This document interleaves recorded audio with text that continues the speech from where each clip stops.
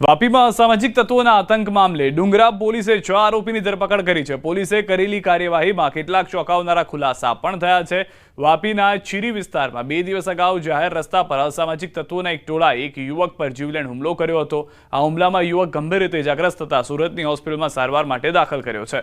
મહત્વનું છે કે અસામાજિક તત્વોના 2 ગ્રુપો જાહેરમાં જ ભાઈગીરી કરવા સામસામે આવી ગયા હતા અને જોરદાર મારામારી થઈ હતી।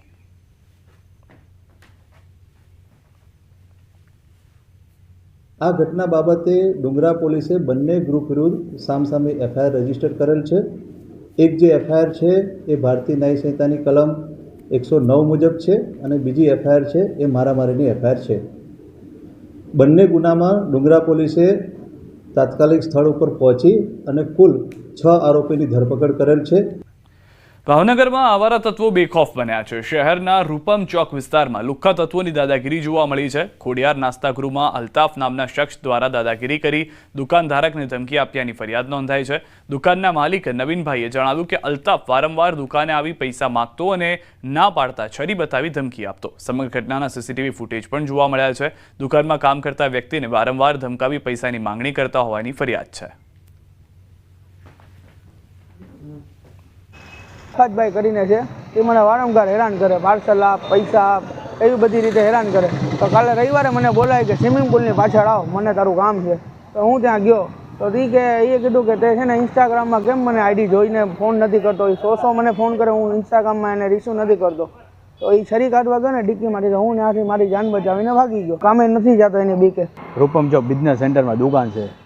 આ ભાઈને લપ હતી, 2-3 દિવસે એને પૈસા માંગતા હતા ભાઈ, અલ્તાફભાઈ।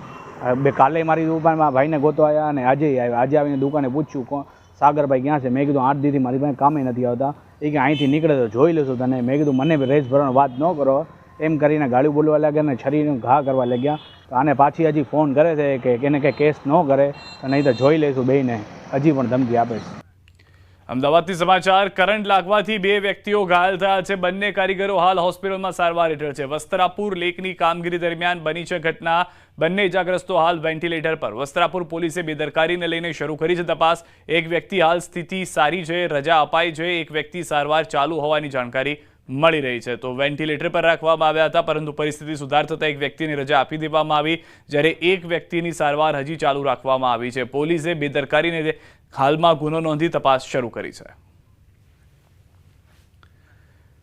કચ્છથી સમાચાર। મુન્દ્રામાં ગેસ લીકેજથી બ્લાસ્ટ સાથે આગ લેબર કોલોનીની ઓરડીમાં પણ જોવા મળી છે। ઓરડીમાં પણ બ્લાસ્ટ બાદ એલપીજી ગેસ લીકેજથી ધડાકો થયા હોવાની જાણકારી મળી। 5 મજૂર દાઝતા સારવાર માટે ખસેડાયા છે। સિલિન્ડર લીકેજ થતા ઓરડીમાં પ્રસર્યો હતો ગેસ। વધુ માહિતી ન્યૂઝ 18 સમાચાર મેહુલ પાસેથી મેળવીશું। મેહુલ, શું વધુ જાણકારી છે જે સમગ્ર ઘટના ઘટી છે તેને લઈને? જે સિદ્ધાંત ચોક્કસથી વાત કરવામાં આવે તો મુન્દ્રામાં લેબર કોલોનીની ઓરડીમાં જે એલપીજી લીકેજ થયો હતો તેના કારણે ધડાકાભેર છે તે આગ લાગી હતી। ઓરડીમાં આગ લાગતા જે નિંદ્રાધીન મજૂરો છે તે ઝપેટે ચડ્યા હતા। 5 જેટલા જે પરપ્રાંતીય મજૂરો છે તે દાઝી જતા ભુજની જે જીકે જનરલ હોસ્પિટલ છે ત્યાં પાસે ખસેડવામાં આવ્યા હતા।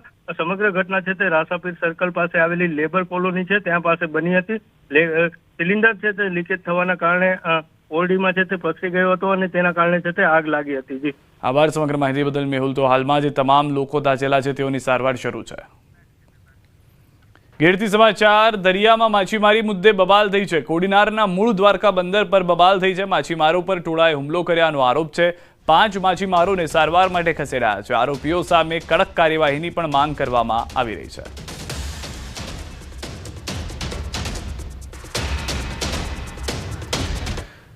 ગોધરાથી હચમચાવી નાખતો કિસ્સો। 10 વર્ષીય બાળકી પર દુષ્કર્મ, ચપ્પુ બતાવી અપહરણ કરી દુષ્કર્મ આચર્યું છે। ગોધરા તાલુકા પોલીસે નરાધમની ધરપકડ કરી છે। પોલીસે આરોપીના રિમાન્ડ મેળવી વધુ પૂછપરછ હાથ ધરી છે। પરિણીત આરોપી રાત્રિના સમયે સગીરાના ઘરે ગયો હતો। સગીરાની દાદી વચ્ચે પડતા તેમને પણ માર માર્યો હતો। બળજબરીપૂર્વક અપહરણ કરી ગાઢ જંગલમાં લઈ ગયો હતો। જંગલમાં ચપ્પુ બતાવી દુષ્કર્મ આચર્યું। સગીરાની માતાએ નોંધાવી હતી પોલીસ ફરિયાદ। તારીખ 19/9 રોજ તાલુકા પોલીસ સ્ટેશનની અંદર એક સગીર વયની બાળા સાથે દુષ્કૃત્ય કર્યા અંગેની ફરિયાદ પોલીસ સ્ટેશનમાં ફરિયાદી આપતો ગુનો રજીસ્ટર કરવામાં આવેલો અને આ ગુનાની તપાસ પીઆઈ અસોડા સાહેબ નાવે ચલાવેલી। આ ગુનાના કામના આરોપીને તારીખ 22/9 રોજ અટક કરવામાં આવેલો. વડોદરાની સરકારી નર્સિંગ કોલેજમાં હોબાળો થયો છે. ભોજનમાંથી જીવાત નીકળતા હોબાળો થયો છે. મેસના ભોજનમાં જીવડા, ઈયળો અને કાંકરા નીકળ્યા. મહિનાના 2,450 રૂપિયા ચૂકવવા છતાં નથી મળતું ગુણવત્તાયુક્ત ભોજન. વિદ્યાર્થી નેતા યુવરાજસિંહ જાડેજા પણ દિવાળીપુરા સ્થિત નર્સિંગ કોલેજે પહોંચ્યા. મેનેજમેન્ટ સામે નારાજગી વ્યક્ત કરી. તો દ્રશ્યોમાં પણ આપ જોઈ રહ્યા છો ગુણવત્તા કેવી છે ભોજનની. મહિને 2,500 જેટલા રૂપિયા આપવામાં આવી રહ્યા છે ભોજન માટે ફક્ત, છતાં પણ આ રીતનું ભોજન મળતા નારાજગી જોવા મળી હતી, જેને લઈને વિદ્યાર્થી નેતા યુવરાજસિંહ ત્યાં પહોંચ્યા. તેઓએ રજૂઆત કરીને તેઓએ પણ વાત કરી છે. આ મુદ્દો વધુ ઉગ્ર કરવાની પણ રજૂઆત થઈ છે. અત્યારે અમને અંદર જતા રોકવામાં આવી રહ્યા છે અને એવું કહેવામાં આવી રહ્યું છે કે તમને અંદર જવા દેવામાં નહીં આવે. પ્રિન્સિપલ અહીંના જે છે અંદર જતા અમને રોકે. કેમ ભાઈ ચોરી છુપાવો એટલે રોકો છો? શા માટે ભાઈ ઢાક પીછોડો કરો છો? તમે બહુ સત્યવાદી હોય, તમે બહુ ખરેખર બહુ સારી સુવિધા આપતો હોય તો અમને અંદર જવા દો. જમવા બાબતે પણ કેટલી સમસ્યાઓ છે. ઈળો નીકળે છે, અમે કહીએ પણ છીએ પણ એમ કે ઉડીને પડ્યો છે કે ઉપરથી પડ્યો છે. મહેસાણા દૂધસાગર ડેરી સામે પશુપાલકોનું સંમેલન. પાટણ, ગાંધીનગર, મહેસાણાના પશુપાલકોનું સંમેલન. પાટણ મામલતદાર દ્વારા પરવાનગી રદ કરાય. પરવાનગી રદ થવા છતાં પશુપાલકોનું સંમેલન. પાટણના ખાડિયા મેદાન ખાતે યોજાયું સંમેલન. દૂધસાગર ડેરી સામે વિવિધ માંગણીઓને લઈને સંમેલન. પાટણ જિલ્લા NSUI પ્રમુખ અને બનાસકાંઠાના રહેવાસી દાદુસિંહ રાજસિંહજી ઠાકોર દ્વારા પાટણના ખાડિયા મેદાને પશુપાલક સંમેલનની માંગવામાં આવી હતી પરવાનગી. પાટણ મામલતદાર દ્વારા સંમેલનની પરવાનગી આપ્યા બાદ કાયદો અને વ્યવસ્થાની પરિસ્થિતિ જોખમાય તેવી વાંધા અરજી આવતા પરવાનગી રદ કરવામાં આવી હતી. અમારા દૂધના પૈસા એમને ખાસ મળતા હે નહીં. અમારો ખર્ચો એમને મળતો નહીં. ભેંસો પાછળ અમે મરીએ તો એમને કશું મળતું છે નહીં. ભેંસોનો અમારે જે ખાણ લાવવું હોય, અમારે કંઈ એના આજન વાસન કંઈ એના લાવવું હોય તો અમને ખર્ચા પૂરા થતા નથી. અમારે દૂધનો ભાવ વધારો જોવે છે. અત્યારે તો અમને 50 રૂપિયા લીટર ના આપે. ભાવથી અમારે કમસે કમ 90-80 રૂપિયા તો જોવે ને વધારના પ્રોસેસ કરેલા. પશુપાલકોની વેદના સાંભળવી અને પશુપાલકોની વેદના સરકાર સુધી પહોંચાડવી એ કામ કરવાનું અમારું પશુપાલકના જે અમે બનાવી છે કમિટી, એ કમિટીનું છે. એટલે અમે આ વેદના પશુપાલકોની ઠેક સરકાર સુધી પહોંચાડવાના છીએ અને સરકારશ્રી અમારું વાત નહીં સાંભળે તો અમે પણ વાત કરો છો હાઈકોર્ટનો પણ સહારો લેવાના છીએ. બિલકુલ નહીં. આમાં કોઈ પાર્ટીના લેવલનું કોઈ બોર્ડ જ નથી. આ ખાલી ફક્ત ને ફક્ત પશુપાલકોનું સંમેલન છે. પરવાનગી માંગવાની જરૂર NSUIના પ્રમુખને કેમ? એ અહીંયા લોકલ હાજર હતા એટલે કંઈ કામ હોય તો કાગળનું કામ પોતે કરી શકે એટલા માટે. પરવાનગી મને મળી છે 2 દિવસ 3 દિવસ પહેલા મળી ગઈ છે પરવાનગી શાંતિથી. અને એ જેમના દ્વારા પણ એમને કેન્સલ કરવાનો પ્રયત્ન કર્યા છે એ ખરેખર તદ્દન ખોટું છે. હું મારી કર્મભૂમિ છે પાટણ. મારા બાપ અહીં, હું ચિઠ્ઠી પણ તમને બતાવીશ કે મારા બાપ અહીં દૂધસાગર ડેરીની અંદર દૂધ ભરાવે છે તો મને અધિકાર છે. પાટણ ખાતે પશુપાલક સંમેલન યોજાયો છે. દ્રશ્યો બતાવવા માંગે કે જે રીતે દૂધસાગર ડેરી સામે વિરોધ મોરચો માંડીને પશુપાલકો બેઠા છે કે પશુપાલકોની વિવિધ માંગો છે કે દૂધમાં ભાવ વધારો સહિત સાગરદારમાં જે માટીનો ભેળસેળ આવે છે તે ક્યાંક ગુણવત્તા સભર આવે. બીજી બાજુના દ્રશ્યો બતાવીશ કે જે પશુપાલકોનો જે સંમેલન યોજાય છે તે મોટી સંખ્યામાં પશુપાલક મહિલાઓ પણ જોડાય છે. મહત્વની વાત છે કે જ્યાં સંમેલન યોજાઈ રહ્યું છે જે સંમેલનની મંજૂરી માંગવામાં આવી હતી પરંતુ મંજૂરી ક્યાંક વાંધા અરજી થવાના કારણે મામલતદાર પાટણ દ્વારા આ સંમેલનની મંજૂરી રદ કરવામાં આવી છે. પરંતુ તેમ છતાં પશુપાલકો પોતાના જે વિરોધ સંમેલન યોજીને જે પોતાની વિસ્તૃત ચર્ચાઓ કરવાની તે ચર્ચાઓ હાલની સ્થિતિએ સંમેલન યોજીને કરી રહ્યા છે. બીજી બાજુ પોલીસનો પણ સમગ્ર જે જગ્યાએ સંમેલન છે ત્યાં ચાલતો બંદોબસ્ત ગોઠવી દેવામાં આવ્યો. મહત્વની વાત છે કે અગાઉ પ્રથમ હારીજ ખાતે આ રીતે સંમેલન યોજાઈને પશુપાલકો દ્વારા પોતાની માંગને લઈને દૂધ તોડીને વિરોધ પ્રદર્શન કરવામાં આવ્યું હતું. આજ રોજ પાટણ ખાતે પણ પશુપાલકો દ્વારા સંમેલનની પરવાનગી રદ કરવામાં આવી છે. તેમ છતાં પણ પશુપાલકો એક મન થઈને એક જગ્યાએ એકઠા થઈને હાલ સંમેલન યોજી રહ્યા છે. મહત્વની વાત છે કે દૂધસાગર ડેરી સામે જે રીતે પશુપાલકોની જે વિવિધ માંગો છે, દૂધના ભાવ વધારો, જે પાવડરમાં પાવડર પકડાયો હતો, જે સાગરદાણા આવે છે, સાગરદાણાની જે ગુણવત્તાનો જે મળે તેવી માંગો સાથે હાલ પાટણ ખાતે પશુપાલકોએ સંમેલન યોજ્યું છે. અશરફ ખાન, ન્યૂઝ 18 પાટણ. પાટણમાં દૂધસાગર ડેરી સામે પશુપાલકોનું સંમેલન યોજાયું હતું. દૂધ ઢોળે તે પહેલા પશુપાલકોની પોલીસે કરી છે અટકાયત. પશુપાલકોની પોલીસે અટકાયત કરી તો પશુપાલકોના આંદોલન મામલે દૂધસાગર ડેરીના ડિરેક્ટરનું નિવેદન સામે આવ્યું છે. તેમણે ડેરીને બદનામ કરનાર આરોપ લગાવ્યો છે. સાથે જ ભાડુતી માણસો બોલાવી સંમેલન યોજાતો હોવાનો પણ આરોપ લગાવ્યો છે. આટલો સમય આ લોકોને ભ્રષ્ટાચાર કે કંઈ કશું દેખાતું નહોતું. હવે ચૂંટણી ટૂંક સમયમાં જ છે તો પછી બધા ક્યાંથી એ પણ બોર્ડમાં એ અમારા જે છે લોકો એ બોર્ડમાં છે. કોઈ દાડો વિરોધ પ્રદર્શન કર્યું નહીં, કોઈ દાડો બોર્ડમાં વિરોધ અરજી આલી નહીં.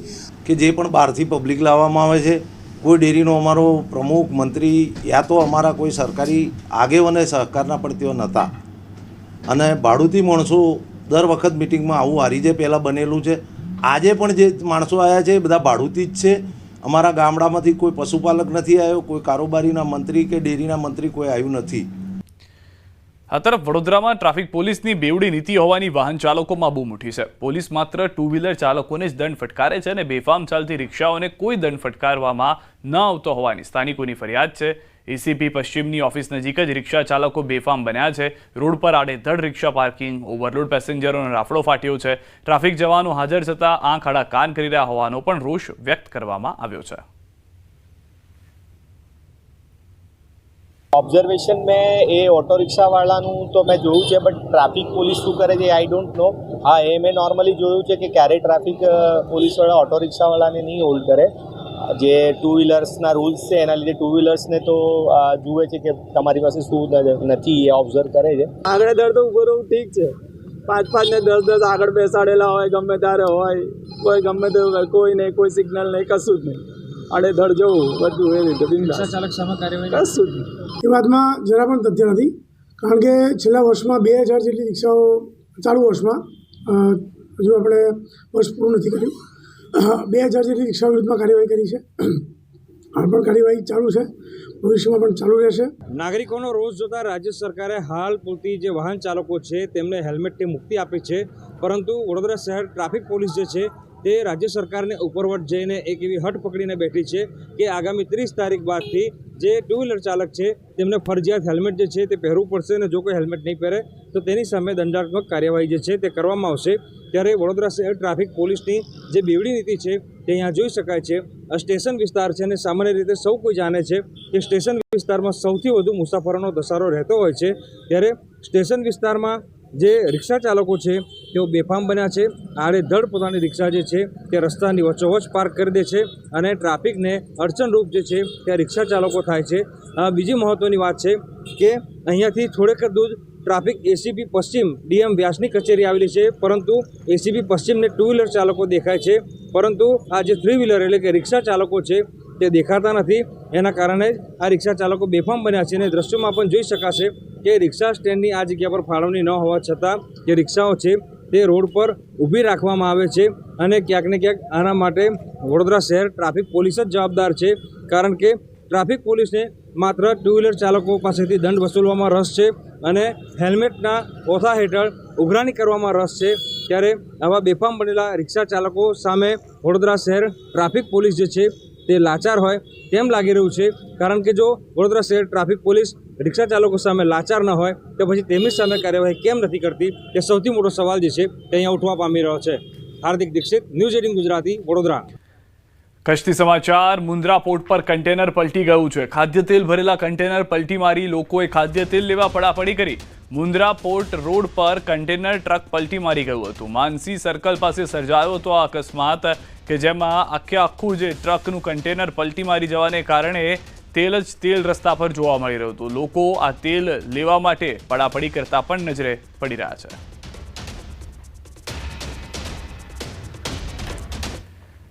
અઢી મહિનો જેલમાં રહ્યા બાદ ધારાસભ્ય ચૈતર વસાવા જેલ મુક્ત થયા. વડોદરાની જેલમાંથી ડેડિયાપાડાના ધારાસભ્ય ચૈતર વસાવાને આજે જામીન મળતા તેમના સમર્થકોમાં ખુશીની લહેર ફેલાઈ છે. કોર્ટના આદેશ બાદ ચૈતર વસાવાની જેલમાંથી મુક્તિ થતા તેમના સગા, કાર્યકરો અને સમર્થકો મોટી સંખ્યામાં હાજર રહ્યા.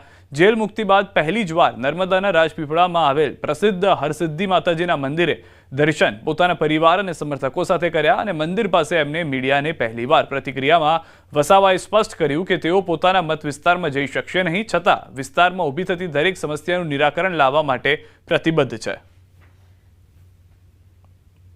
80 દિવસ બાદ નામદાર હાઈકોર્ટે હુકમ કર્યો અને મને શરતી જામીન મળ્યા છે, ત્યારે આજે હું બહાર આવીને મને આવકારવા માટે અમારા આગેવાનો અને સમાજના પરિવારના બધા આવ્યા છે, ત્યારે આજનો દિવસ એ સારો દિવસ છે અને મારા પર જે ભરોસો આ લોકો મૂકે છે તે વિશ્વાસ આવનારા દિવસોમાં કાયમ રહે એટલી શક્તિ માતાજી આપે, પ્રકૃતિ મને આપે, એ પ્રાર્થના કરવા માટે આજે અમે મંદિરે આવ્યા છીએ.